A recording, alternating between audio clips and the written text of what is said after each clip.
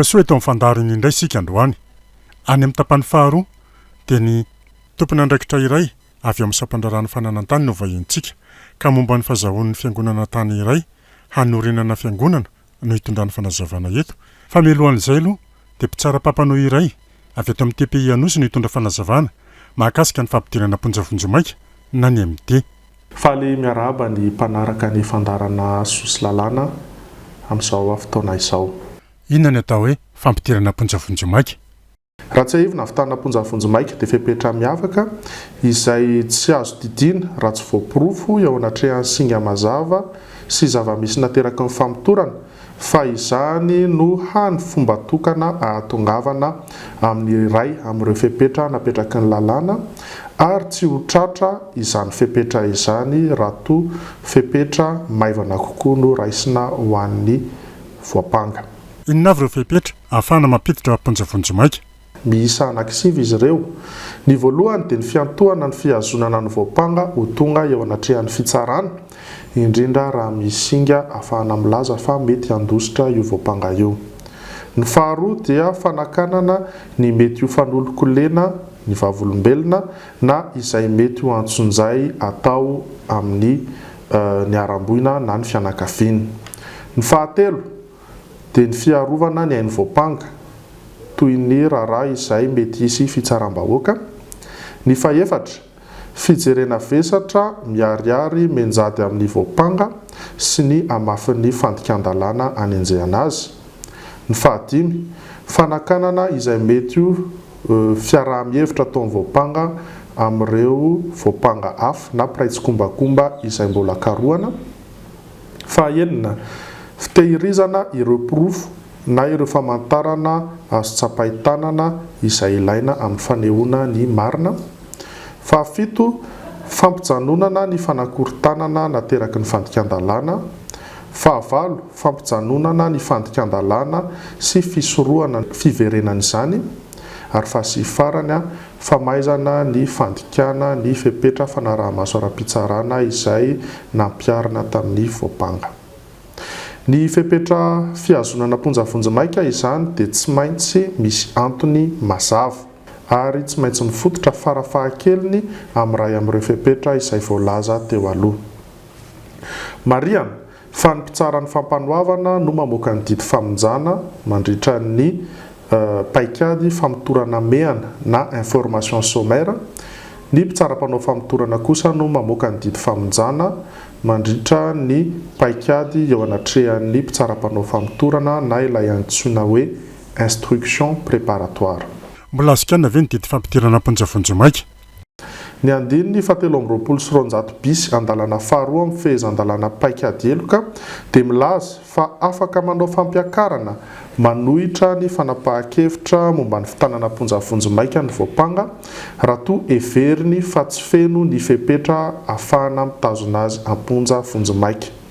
Io ilay atao hoe manao fanohanana na opposition contre une décision de placement sous mandat de dépôt. Ampahafantarana ny voapanga ny fahafahany manao io fanohanana io amin'ny fotoana hanononana ny didy fampidirana Aponjavonjomaika ary 420 ora no fe-potoana anaovany izany fanohanana izany. Mariana, farana azo fahafahana Vonjomaika na ny sitraka fahafahana eo ambany fanaraha-maso ara-pitsarana ny voapanga dia afaka manao fanohanana an'izany didy izany ihany koa ny mpangatankonitra sy ny fampanohavana. Ratsa-pitsarana inona ny mandinika ny fanohanana amin'ny fampidirana Aponjavonjomaika? Ny fanohanana izay atao na mikasika ny didy napiditra Aponjavonjomaika na mikasika ny didy izay nanome fahafahana Vonjomaika na ny didy izay nametraka teo ambany fanaraha-maso ara-pitsarana dia fahefan'ny rantsa-pitsarana momba ny fihazonana Aponjavonjomaika. Raha tsorina zany dia io rantsa-pitsarana manokana io no mandinika mikasika ny fanohanana. Ny ahafantarantsika azy dia chambre de détention préventive. Mpitsara miisa 3 no mandrafitra an'io rantsa-pitsarana io. Ny filohan'ny rantsana no mitarika azy ary mpitsara mpamoaka didy anankiroa no manampy azy. Tsy afaka mandrafitra io rantsa-pitsarana io ny mpitsara izay namoaka ny didy fampidirana ponja na ny didy fanomezana fahafahana vonjomaika na ny didy fametrahana eo ambany fanaraha-maso ara-pitsarana izay voakasiky ny fanohanana. Ahoana ny famoahan-drantsana ny didy amin'ny fanohanana? Ny didy izay raisiny io ratsa-pitsarana io dia izay ilan'ny be sy maro na ilay antsoina hoe à la majorité des membres. Raha toa ka tsy ampy andrafitra io ratsa-pitsarana io ny isan'ny mpitsara eo anivon'ny fitsarana ambaratonga voalohany iray dia mpitsara roa ihany dia efa ampy mandrafitra io ratsa-pitsarana manokana io. Ny filohan'ny rafitra no mitarika azy ary mpitsara mpamoaka didy iray. Any amin'ny fitsarana kely no tena ampiarana an'io rafitra anankiray manokana io. Raha misy ny tsy fitovikevitra eo amin'ny mpikambana izay mandrafitra io rafitra io dia ny hevitry ny filohan'ny rantsana no manan-kery. Mbola afaka anaovana fampakarana ve ny didy avoakan'ny ratsa-pitsarana misahana ny fihazonana vonjomaika io? Ny didy izay raisiny ratsa-pitsarana misahana ny fihazonana ponja vonjomaika mikasika ny fanohanana dia tsy azo anaovana fampakarana, izany hoe tanterahana avy hatrany. Raha toy izany voatazona ponja vonjomaika ilay voapanga tany am-boalohany ka tao aorian'ny fanohanana izay natao dia nandidiny famoahana azy amponja ny rantsana mikasika ny fihazonana ponja vonjomaika dia mivoaka ny fonja avy hatrany ny voapanga. Toy izay ihany koa raha nahazo fahafahana vonjomaika ny voapanga tany am-boalohany kanefa ny ratsa-pitsarana momba ny fihazonana ponja vonjomaika mamoaka didy mifanohatra amin'izay dia tanterahana ihany koa izay didy izay, izany hoe ampidirina amponja vonjomaika ilay voapanga. Ankoatra ny fanohanana dia mananjo angataka fahafahana vonjomaika ny voapanga izay voatazona ponja vonjomaika ary mandritra ny fotoana rehetra mahavoatazona azy amponja vonjomaika no ahafahany manao izany fangatahana izany. Marihana fa sokajiana ho voatazona ponja vonjomaika ny voapanga iray rehefa tsy mbola nisy didim-pitsarana manasazy azy. Ahoana ny fanaovana fangatahana fahafahana vonjomaika? Raha mbola ao anatin'ny famitorana eo anivon'ny fitsarana ambaratonga voalohany ny raharaha dia afaka atao ambava mandritra ny famitorana atao azy ny fangatahana fahafahana vonjomaika. Afaka atao antsoratra ihany koa izany ka ampitainy avy any amin'ny fonja makety amin'ny fitsarana. Afaka ny voapanga mivantana no manao ny fangatahana, afaka ny mpisolo vava azy ihany koa no manao izany. Ny ratsa-pitsarana momba ny fihazonana ponja vonjomaika na chambre de détention préventive izay efa nojerentsika teo aloha ihany no mandinika mikasika ny fangatahana fahafahana vonjomaika raha mbola mandritra ny famitorana no anaovana izany fangatahana izany. Manahoana ny fahefan'ny tony mpampanololalana manoloana ny fangatahana fahafahana vonjomaika? Rehefa misy fangatahana fahafahana vonjomaika iray dia ampitaina eo amin'ny tony mpampanolalana ny antota taratasy ary manao ny takiny ny fampanoavana. Afaka misakana na manankina ny raharaha eo amin'ny fahendren'ny fitsarana na tsy misakana ny fangatahana fahafahana vonjomaika ny fampanoavana araka ny fahitany ny antota taratasy. Raha toa ka tsy misakana ny fangatahana fahafahana vonjomaika ny fampanoavana ka neken'ny ratsa-pitsarana momba ny fihazonana ponja vonjomaika ny fangatahana dia mivoaka ny fonja avy hatrany ny voapanga. Raha toa kosa ny fampanoavana ny sakana na nanankina ny raharaha tamin'ny fahendren'ny fitsarana dia tsy mbola tanterahana aloha ny didin'ny ratsa-pitsarana momba ny fihazonana ponja vonjomaika izay nanome ny fahafahana vonjomaika fa miandry ny fepitaona ahafahan'ny fampanoavana manao fampakarana. 3 andro io fepitaona anaovana fampakarana io. Raha tapitra ny 3 andro ka tsy nanao fampakarana fampanoavana dia mivoaka ny fonja ilay voapanga. Raha ohatra kosa nanao fampakarana tao anatin'io fepitaona io fampanoavana dia miandry ny didin'ny rantsa-piampangana na ny chambre d'accusation indray ny voapanga ka ny didin'ny rantsa-piampangana eo anivon'ny fitsarana ambony no tanterahana mikasika io fangatahana fahafahana vonjomaika io. Raha nalefa ho tsaraina eo anatrehan'ny adeloka tsotra ny raharaha dia izany fitsarana izany no mitsara ny fangatahana fahafahana vonjomaika. raha tsy misakana ny famoahana ny voapanga-pojafonjomaika ny fampanoavana dia tanterahana avy hatrany ny didy raha toa nanaiky ny fangatahana ny fitsarana ateloka tsotra. Raha ny sakana izany na nanankina ny raha tamin'ny fahendren'ny fitsarana kosa ny fampanoavana dia miandry ny fepitoana ahafahan'ny fampanoavana manao fampakarana vao tanterahana ny didy. Raha nisy kosa ny fampakarana nataon'ny fampanoavana dia ny rantsampiampangana no miverina mandinika indray ny fangatahana fahafahana vonjomaika. Raha eo anatrehan'ny fitsarana ateloka am-pehivava kosa no mitsarany raharaha dia manahoana? Ny fitsarana ateloka am-pehivava no mandinika momba ny fangatahana fahafahana vonjomaika. Mandritra ny fotoana izay tsy isian'ny fotoam-pitsarana ateloka am-pehivava kosa dia ny rantsampiampangana no mandinika ny fangatahana fahafahana vonjomaika. Ny rantsampiampangana ihany koa no maefa mitsara ny fangatahana fahafahana vonjomaika raha toa ka anaovana famotorana eo anivon'ny rantsampiampangana ny raharaha. Zavatra marihana dia tsy afaka manao fampakarana mikasika ny didy momba ny fangatahana fahafahana vonjomaika ny mpangatahkonitra na ny mpitory. Meloko avy hatrany ve ny olona voatazona ponja vonjomaika? Fepetra vonjomaika ihany ny fiazonana ponja vonjomaika ary tsy ahafahana milaza sady fa meloka amin'ny fiampangana azy ny voapanga izay voatazona amponja vonjomaika. Izy io moa dia fepetra izay raisina rehefa tsy misy fepetra hafa malefaka kokoa afaka ampiarina amin'ny voapanga. Ny fepitoana hitazomana ponja vonjomaika ve efa miala amin'ny sazy mety ho azo sa ivelan'ny sazy?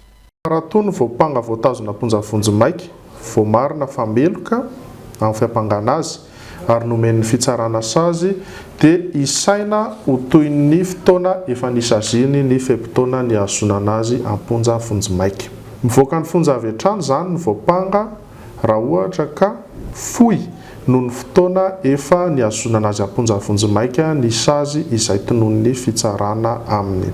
Mivoaka ny fonja ihany koa ny voapanga izay voatazona amponja vonjomaika rehefa tapitra ny fepitoana ahafahana mitazona azy amponja vonjomaika. Ny lohahevitra momba ny fepitoana ahafahana miazona amponja vonjomaika moa dia mbola hodiniantsika amin'ny fotoana manaraka.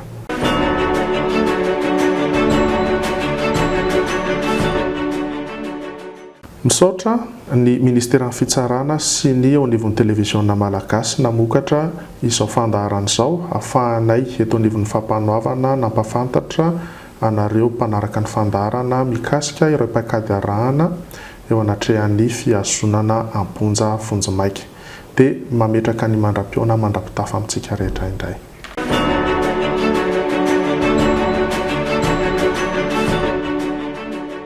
Tompona andraikitra iray avy amin'ny sampandrarahany fananantany no vahiantsika ka momba ny fahazahoan'ny fiangonana tany iray hanorenana fiangonana no hitondrany fanazavana eto ka resahany amin'izany ny dingana rahina amin'ny famondrana ireo tany hanaovana fiangonana.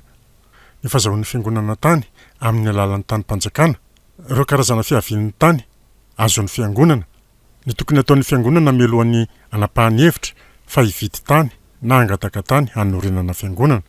Miarahaba ny vahoaka malagasy rehetra izay manaraka ny TVM amin'izao alina izao.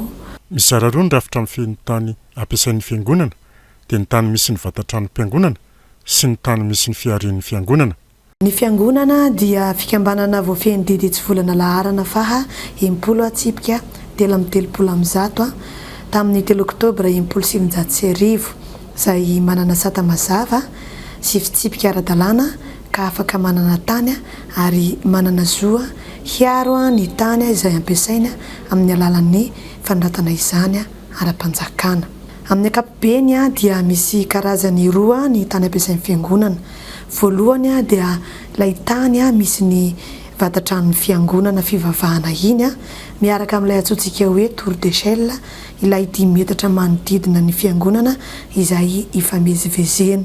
Ny faharoa kosa dia ireo tany hafa izay anaova fiangonana asa-piariana toy ny fianarana, fitsaboana, fonenana, fanatanjahantena, fiompiana, fambolena sy ny sisa sy ny sisa. Inona avy ireo didy aman-dalàna mifeny tany-piangonana? Ny voalohany amin'izany dia Ididitsy volana laharana faha 12 atsipika 7 am'zato tamin'ny 10 oktobra 2027 momba ny fiangonam-pinoana. Faharoa dia ny lalàna laharana faha 5 atsipika 8 tamin'ny 17 oktobra taona 5 mikasika ny satan'ny tany. Fahatelo dia ny lalàna laharana faha 9 tsipika 8 tamin'ny 13 jolay 20 makasika ny tamin'mpanjakana tsy azo amidy sy ny didim-panjakana fampiarana laharana faha 9 tsipika 170 tamin'ny 2 desambra 2020.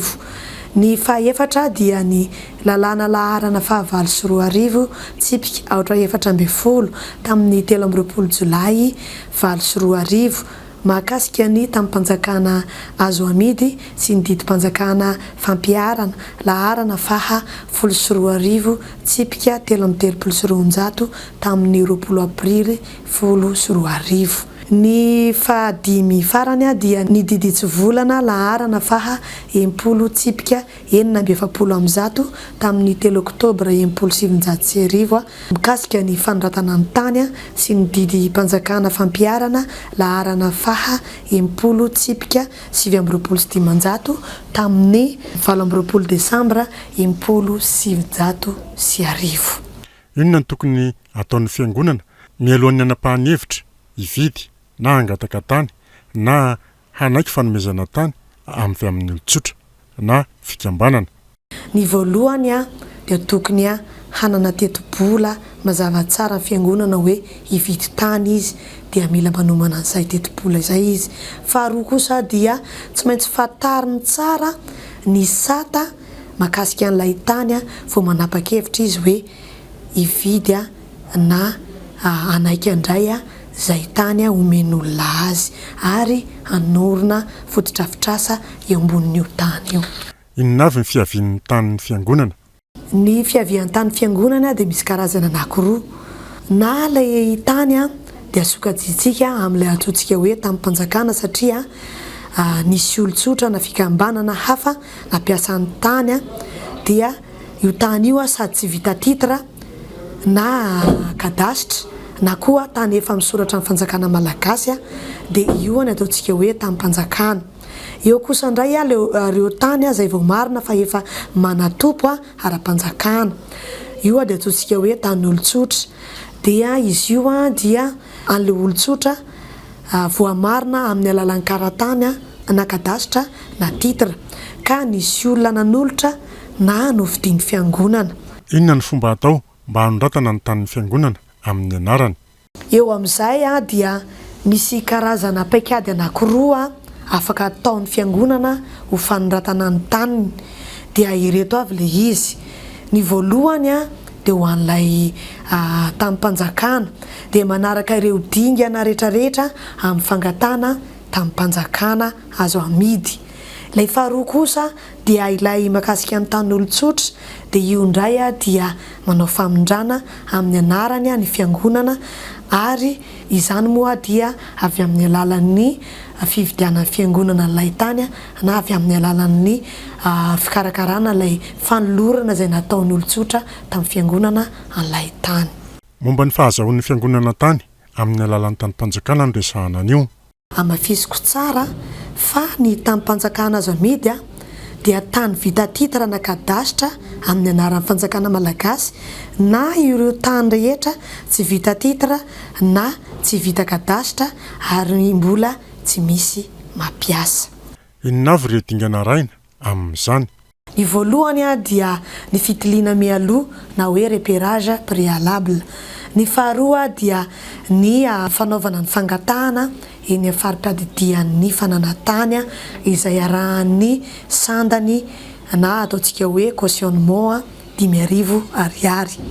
Fahatelo dia ny fitsiriana eny fotony izay ataon'ny ampangataka miaraka amin'ny ampiasan'ny fananantany io raha ataontsika hoe constatation de l'état des lieux. Fa efatra dia ny fandefasana fangatahana eny amin'ny sampandraraha teknika raha ohatra ka ilaina izany. Fa dimy dia ny second repérage raha ohatra koa ka ilaina izany. Fa enina dia ny fakana ny fanapa-kevitra na décision any amin'ny ambaratonga mpahefana ambony ny nanomezana ny tany na tsy. Ary ny farany kosa fanondratana sy fanaovana ny borna amin'ny anaran'ny fanjakana malagasy. Raha toa ka ilay tany misy ny fiangonana natao ivavahana zany hoe le vatatrano fiangonana dia miroso amin'ny fankatoavana avy hatrany ary manao ny didim-pitondranana arrêté anolorana mamaimpona ny tany ho ampiasain'ny fiangonana.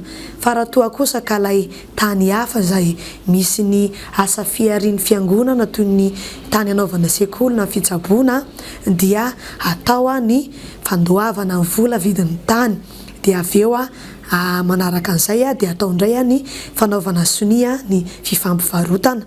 Ny manaraka an'izay kosa dia ny fandoavana ny hetra eny amin'ny sampandrarahan'ny hetra ary farany dia ny famondrana ny tany amin'ny anaran'ny fiangonana.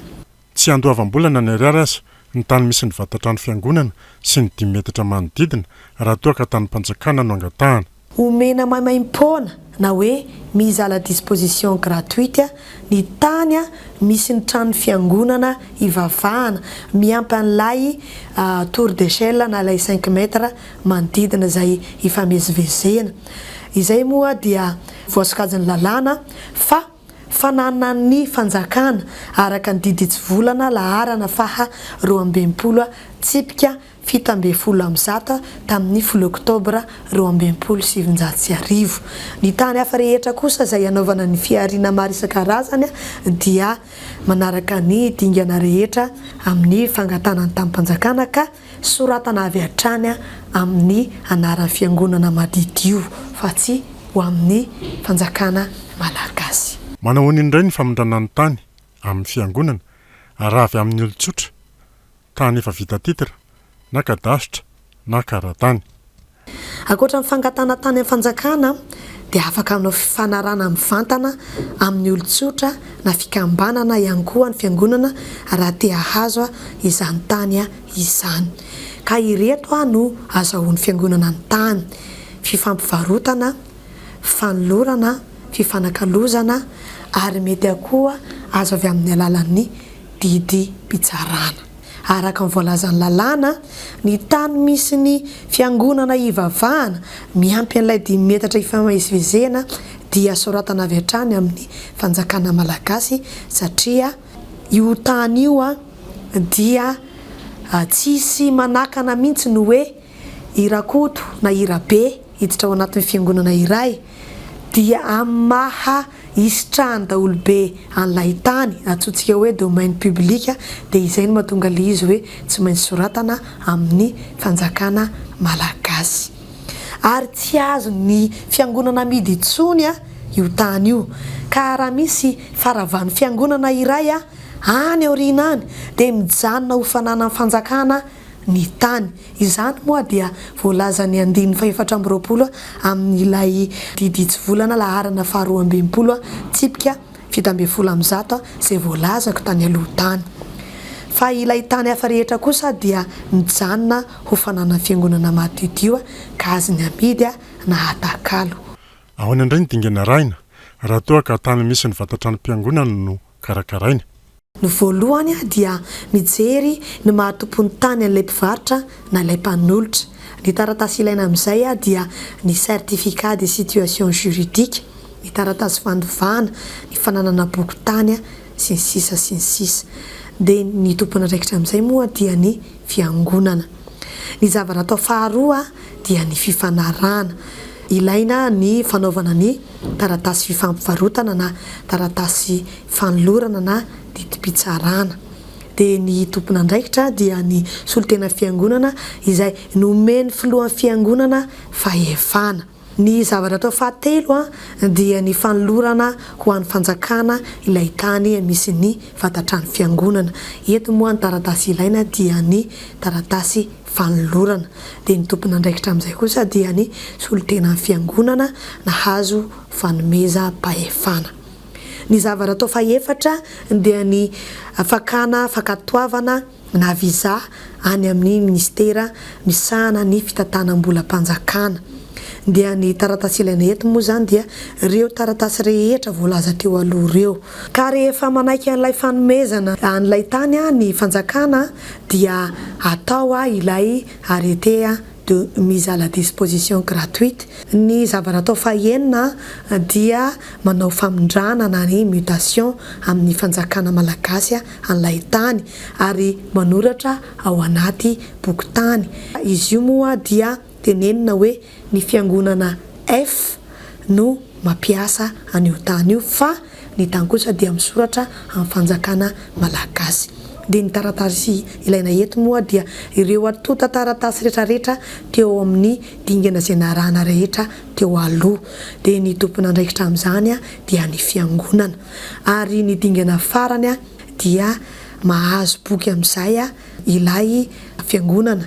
Ka ny boky azo ny fiangonana eto moa dia ilay tsika hoe boky manokana na titre spécial araka ny voalazan'ny 1920 ny didy tsy volana laharana fa 70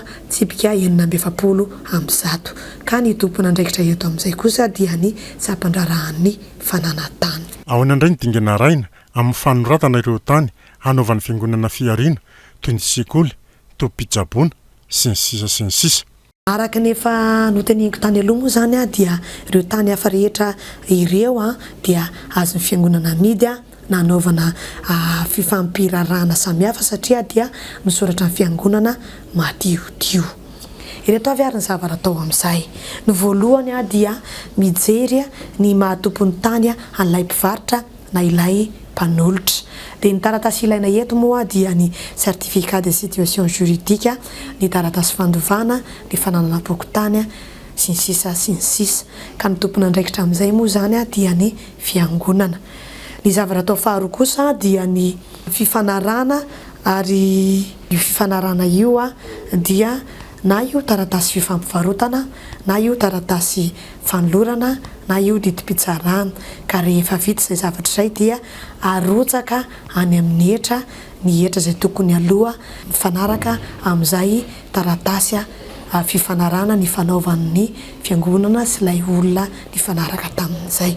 Ka ny tompona andraikitra eto moa zany dia ny solotena fiangonana izay nahazo ny fanomezam-pahefana avy amin'ny filohan'ny fiangonana. Ny zavatra atao fahatelo dia manao ny famondranana ny mutation amin'ny anaran'ny fiangonana matiodio. Ny taratasy ilaina amin'izay moa dia ny atota taratasy rehetra izay natao teo aloha. Dia ny tompona andraikitra moa zany dia ny fiangonana ary ny farany kosa dia ny fandraisana ny boky tany. Dia ny tompona andraikitra amin'izay moa dia mbola ny fiangonana ihany.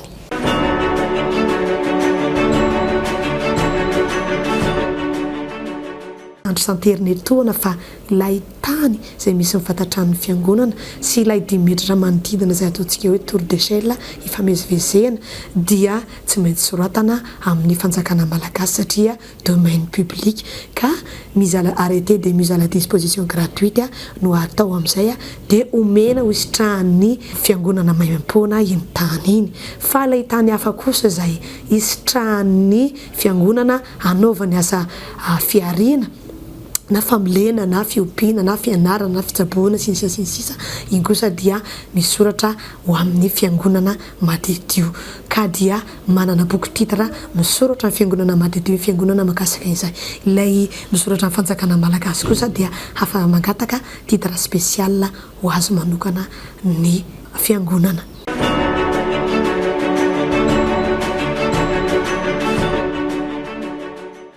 Dia izay ary ny fandaharantsika androany dia misaotra antsika rehetra izay manaraka ny televisiona malagasy anatokantrano any ary misaotra ny mpikarakara fandaharana. Mankasitraka indrindra tompoko.